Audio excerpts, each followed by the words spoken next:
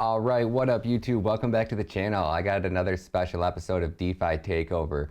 We got Stephen Ward from VY Finance. He's an awesome guy, man. He's gonna be helping you guys get more familiar with getting your feet wet and diving down the DeFi rabbit hole. We're gonna work on building probably a 30 video DeFi mini series going into December, but over the next month and a half, we're gonna focus on breaking each process and every bit of DeFi down. From an absolute beginner standpoint, you guys should know everything there is to know about DeFi. So we're gonna cover our topics and then I'm gonna let Steven take over and we're gonna dive right in. Cool with it, Steve? Thanks so much for that, Ryan. You got it, man. How you doing today? I'm doing great, man. How you doing? Yeah, look, coming along. There's a lot of work to do, as you know. Yeah, I said you guys sound like you're slam, man. Yeah, absolutely. We got the PAB, which is basically the Plutus application backend that allows us to really start doing stuff, which turns on the 29th of October. So we're trying to get everything lined up for that. What is that going to do? What does that allow you guys to do? That essentially just allows the Cardano blockchain, the actual blockchain itself, to talk to the front end of a dApp or to talk to like a web browser. So at the moment, just think about it. If you click a button on the computer, you obviously need that button click to talk to the blockchain to tell it something. Mm-hmm. So it's that interaction between the button click and the talking to the blockchain that they're releasing on the 29th of October. Got you. That's sweet. So you guys are pretty much just at a standstill till that happens, huh? Well, not quite, because there's a lot of design work to do. Even so we need to make sure that once we're ready to connect the button, that everything works correctly once the button is pressed. So there's still all that side to it. That's crazy, man. Well, let everybody know, where can they find you guys at if this is their first time hearing about you? So please, we're from VY Finance or VYFI, VYFI. You can find us at www.vifi.io. You can find us on Telegram. You can find us on Twitter. I almost said Twitch. You can find us on Facebook. Please feel free to swing in, have a chat to us. Our white paper and everything is on our website. And just for those that aren't aware, we've already completed our ICO, so our token isn't available for purchase right now, but it will be in the next sort of month and a half. Awesome, man.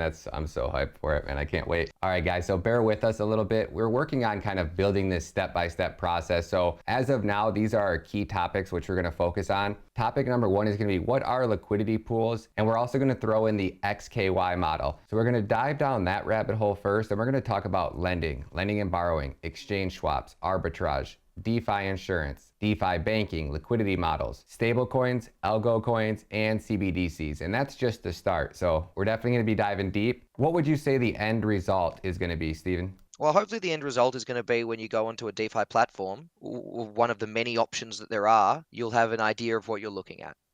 That's the best thing that you can do, because at the end of the day, you have to go off and experiment by yourself. You can't sit there. It's a bit like being an engineer, and you're an engineer.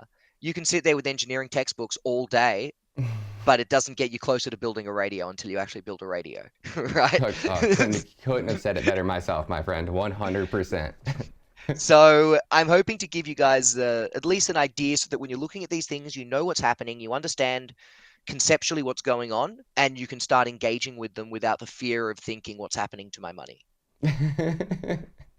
That sounds good, man. So let's dive in. I'm going to let you take over, and let's have a good time, man.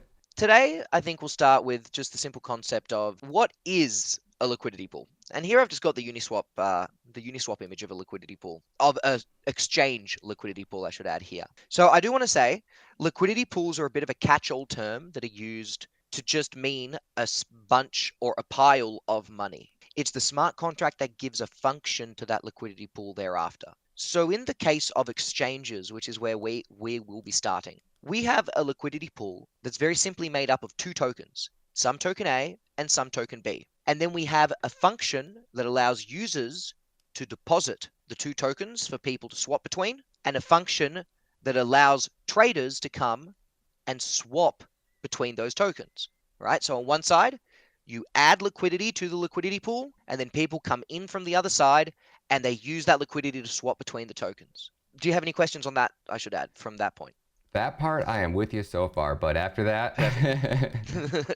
Now, when a user deposits funds into a liquidity pool, they receive what's called a liquidity pool token. We just simplify this to LP. Now, an LP token is essentially the item that keeps track of your value in that pool. So you can think of it as a share. A share is a percentage representational ownership of a company. This LP token is a percentage representational share of the liquidity pool. So that represents your notional ownership of that entire liquidity pool as a whole. Now, let's have a look at the actual functions here. So, and this is where we'll start. By the way, I should warn you, viewers, there is a little bit of maths in today's episode. So if you are a little bit scared of mathematics, I do apologize. I'll certainly be trying to keep it as simple as possible for all of you. Thank you, man. I appreciate that big time. Now, when you say LP shares, I just want to make sure I'm fully understanding this. I have these tokens in my quote unquote wallet, right? Like MetaMask or whatever. When I stake them, the tokens are then getting locked in my wallet, right? They're getting locked. They're getting locked in the farm's smart contract when you stake those. So they are So they're actually being taken out of your wallet and put into the farm smart contract. Yes. Okay, so there is a level of risk that if Uniswap just rug pulled and disappeared, my tokens are actually not in my wallet, correct? Not quite. No.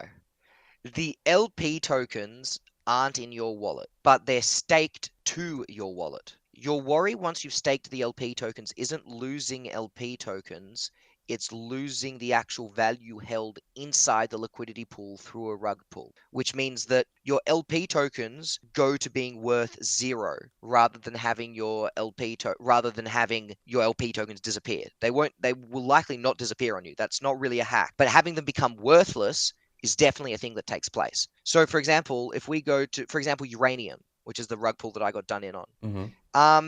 Uranium, I've still got all the LP tokens for uranium because I couldn't break them, right? Because the liquidity pool contains 0 of one token and 0 of the other token. So it doesn't matter how many LP tokens you have. When I tried to trade back my representational share, well, I own 20% of 0. What's 20% of 0? Well, 0. So you get nothing. Right? Yeah. So even if I try to trade back those LP tokens, I don't get anything out because there's nothing to come out. Yes. Right? Yep. That's the risk, not so much losing the LP tokens themselves. Okay. But what I'm saying is if I wanted to stake Uniswap on Uniswap, those tokens are not in my wallet, right? No, they are. They're only not in your wallet once you stake them to a farm. Oh, sorry. Do you mean the 2 tokens that you've put in? Yes. Yes. Yeah, sorry. They're not in your wallet. That's 100% correct. Okay. And in fact, let's do a live run. Let's do a live run of this in action. Let's get it. Right? Thanks, man. I appreciate you, man. You're helping so many people so much. Thank you for taking the time to come on the show, man. We'll just start with a simple pool. So here I've actually set up a new wallet, just so everyone's aware. This wallet's called DeFi Takeover. We can even have a little bit of fun with it, and we can go have a look at what's happening. I've preloaded it up with 0.3 BNB, so we can do a little bit of functions today. So let's start by, when you get onto any farms, I'm using Pancake because I find Pancake's the easiest interface, and I'm doing it on the BNB chain.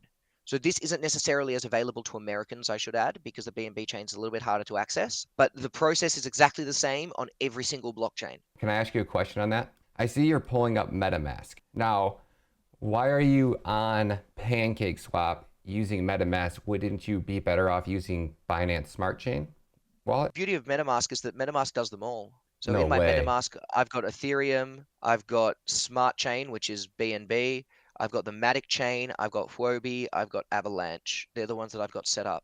No way. I thought MetaMask was just for Ethereum so that you had to pay Ethereum gas fees anytime you use MetaMask. Absolutely not. And the beauty is as well with MetaMask is that you've got the same wallet address for all of them. So have a look at this. This is our DeFi takeover wallet address on BNB. And then if I press this button, here's our DeFi takeover address in Ethereum. And it's got 0 Ethereum in it, of course. And then if I press this button, now here we are on the Matic chain. And every time it's the exact same wallet. MetaMask is God. So if I want, wow, man, I feel like we need to do a whole special on just getting MetaMask set up next time for sure. Yeah, we will. We'll actually do a full discussion on getting MetaMask set up on everything. Okay, cool. Today though, we'll get the BNB into the farm, right? Yep. So your first step with going into any farm is of course enabling contracts. That just essentially means your wallet has permission to put into this farm. Can you explain really quick the difference between a pool and a farm? Yeah, for sure. A pool is where you put the 2 tokens. We should add a liquidity pool because pools and liquidity pools, unfortunately, are 2 different, very similarly named things. So liquidity pools are where you put the 2 tokens and you receive your LP token. This is the liquidity pool here. A farm is where you take that LP token that you've just received and you stake it so that you're now earning tokens. Gotcha. You're right. We won't start with the farms. We'll start with the pools. So the first part in any process when wanting to enter a pool is to find the pool that you want to go into. Now, you're a trader. You understand the lengths the processes can be when you're playing around with different tokens and different things. I'm not going to basically sit here and tell you how to find which liquidity pool to go into today. We are, for the sake of brevity, just going to say we want to go into BNB or BUSD, BNB. Our first step is to go to the exchange. Because remember, we need 2 tokens to be able to do this. We need to have both BNB and BUSD. We can't just have one of them. So our first step is going to be to convert half of the BNB that we have in our wallet to BUSD. Now, if you recall, in our pools, we have to supply both tokens. And these tokens are in what's called value ratio to each other. So that means, in this case here, if we look at it here, this would mean that 10 token Bs are worth the same amount as 100 token As. That's what value ratio means. It means that there's always the same total value on one side as there is total value on the other. In other words, if this 10 tokens of B is $10, that means that A, 100 tokens, must also be $10. So because you always have to supply your tokens in value ratio to each other, to work out how much to supply is actually very easy. You just supply half of each, right? So in the case of BUSD and BNB, I just want half of my BNB as BUSD so I can put it in there. So half is 0.15 BNB. But remember, we still have to pay a little bit of fees to be able to do stuff. If I did 0.15 BNB and then I tried to deposit 0.15 BNB on the top and this 63 BNB BUSD on the other side, I'm now going to be left with 0 BNB in my wallet, and I don't even have money to do any fees to be able to put stuff in. So this is where we'd be a little bit sneaky, and we reduce this number by 0.01 on the top. And then we swap. So now once I press the confirm swap button, I confirm it. Boom.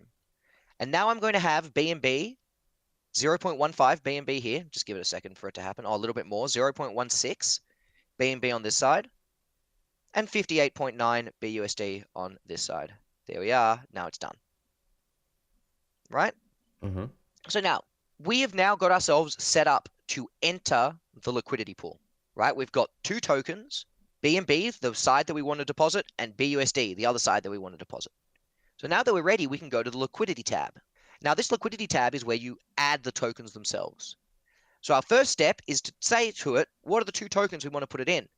This is essentially finding the liquidity pool that we're going to be depositing to. So here is our liquidity pool that we're depositing to, BNB, BUSD. Now, I always need to leave some BNB for fees. So because I always need to leave some BNB for fees, I'm going to deposit the max of my not BNB side, just like that.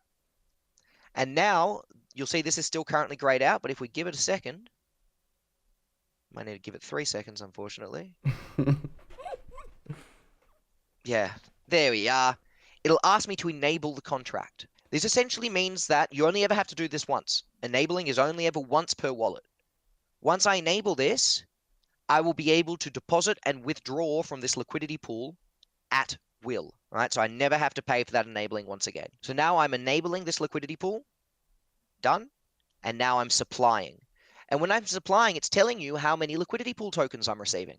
Look at that. I'm getting 2.48601 liquidity pool tokens in exchange for 0.3913967 BNB and 58.9 really long number BUSD. So we confirm the supply. Confirm. Done. And now it's telling me I will receive, but then it doesn't tell me what I'm receiving. But then I want to add Cake LP to MetaMask. Clicking that button